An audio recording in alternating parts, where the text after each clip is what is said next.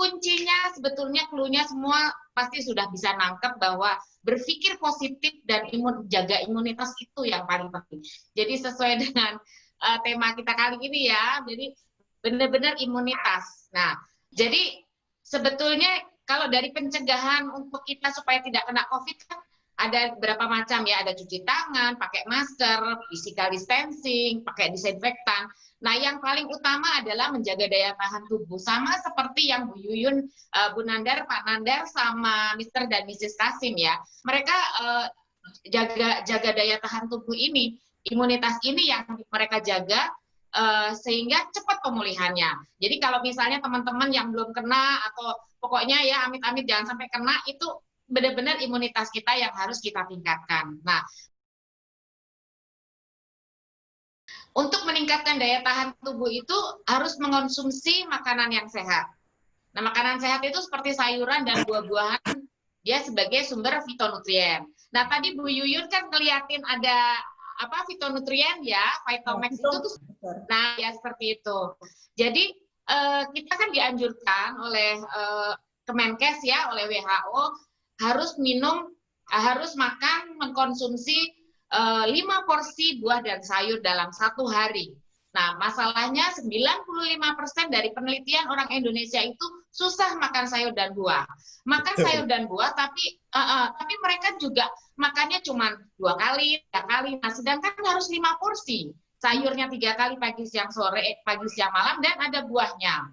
Buahnya pun harus bermacam-macam, ganti tiap hari ya, berbeda gitu ya. Jangan sukanya semangka terus gitu juga nggak itu kurang ya. Nah, kalau yang fitonutrien adalah zat pewarna dari tumbuhan dan sayuran yang berguna, bermanfaat untuk melindungi sel-sel tubuh dari penyakit dan penuaan dini. Selain dari sayuran dan buah-buahan, saya tangkap dari tadi Mr. Kasim dan Mrs. Kasim itu bicara soal apa meta. Saya sendiri mengkonsumsi ya, jadi biji-bijian utuh itu seperti beras merah, oats, gandum, dan quinoa itu untuk meregenerasi sel. Jadi kalau saya bilang kalau kalau alpaka dari biji beras merah sudah pasti dia juga akan meningkatkan imunitas tubuh ya. Jadi selain itu kan minum air putih, berolahraga, tidak merokok, tidak alkohol. Nah, hindari stres. Yang saya tangkap dari kedua narasumber kita, Pak Nandar sama Mrs. Kasim, sama-sama pasangannya pun berpikir positif, tidak ada yang negatif sama sekali. Sehingga pada saat mereka kena positif gitu ya, kalau kita lihat kan banyak beraneka ragam cara mereka menyikapi ya. Tapi saya melihat Pak Nandar itu sama Mrs. Kasim itu dia berpikir positif, beliau berpikir positif. Karena stres yang tidak terkendali, kalau kita stres, kita panik, kita cemas, itu justru produksi hormon kortisol yang ada di dalam tubuh kita itu meningkat.